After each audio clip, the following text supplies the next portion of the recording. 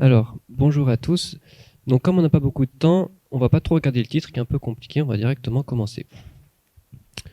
On va s'intéresser à un classifieur d'images. Donc, un classifieur d'images, c'est un modèle, donc typiquement un réseau de neurones, qui apprend à prédire le contenu d'une image.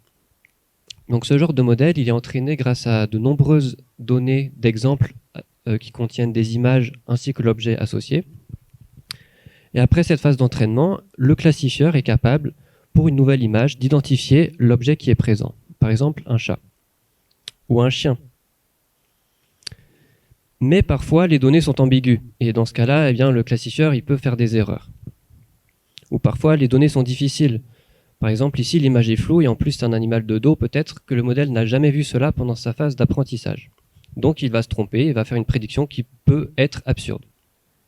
Il y a aussi des biais dans les données. Donc, par exemple, peut-être que le modèle, pendant son entraînement, a appris que quand il y a des animaux dans la neige, eh bien souvent, c'est des loups. Donc, il ne regarde pas vraiment l'animal, mais plutôt le fait qu'il y ait de la neige. Donc, le but de cette thèse, c'est d'identifier dans quelles conditions les prédictions d'un classifieur d'images seraient fiables. Et pour cela, on va utiliser des modèles génératifs. Donc, des modèles génératifs, peut-être vous en avez entendu parler, par exemple ce matin. Donc, c'est par exemple DALL-E, Midjourney, Stable Diffusion. Donc, ces modèles qui sont capables de créer des images. Nous, on souhaite créer des images qui vont expliquer le comportement du classifieur. Donc, ils vont illustrer qu'est-ce qui fait que ce classifieur va prendre une bonne décision ou une mauvaise décision.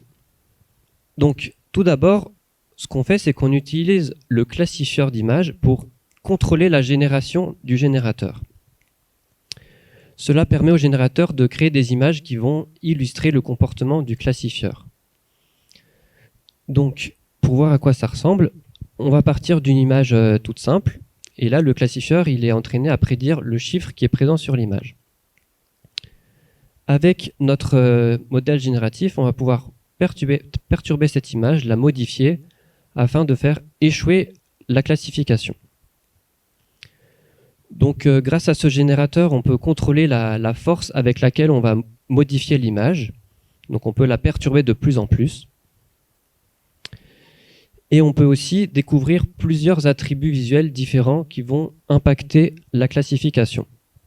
Donc, en voici un deuxième. Et encore plus. Donc là, ce qu'on peut voir, c'est que le niveau de bruit dans l'image, ainsi que la forme de l'image et le contraste, sont vraiment des attributs parmi les principaux qui vont perturber la classification.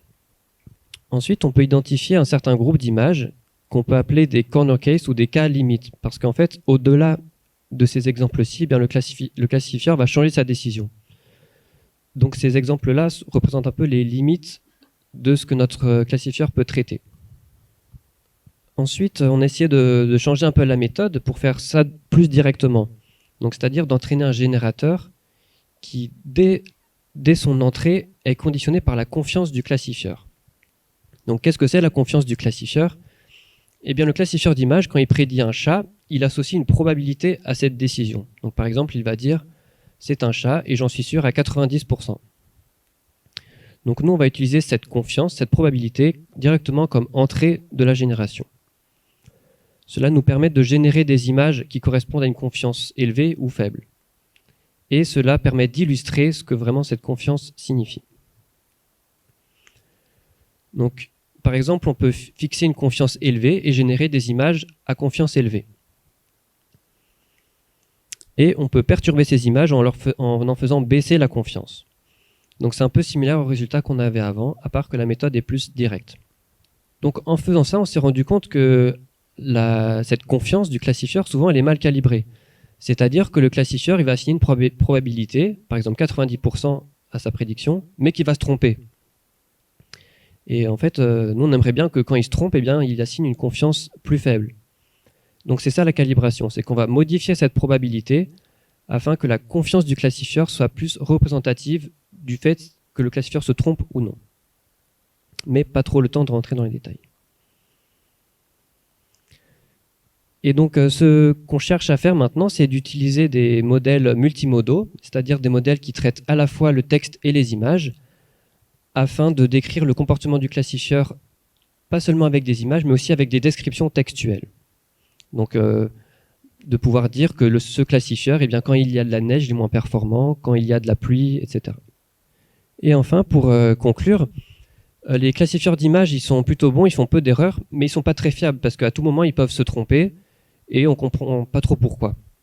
Donc nous, ce qu'on fait, c'est qu'on utilise les modèles génératifs d'images en tant qu'outil pour essayer de comprendre le comportement de ces classifieurs et pour mieux pouvoir les utiliser dans des cas pratiques.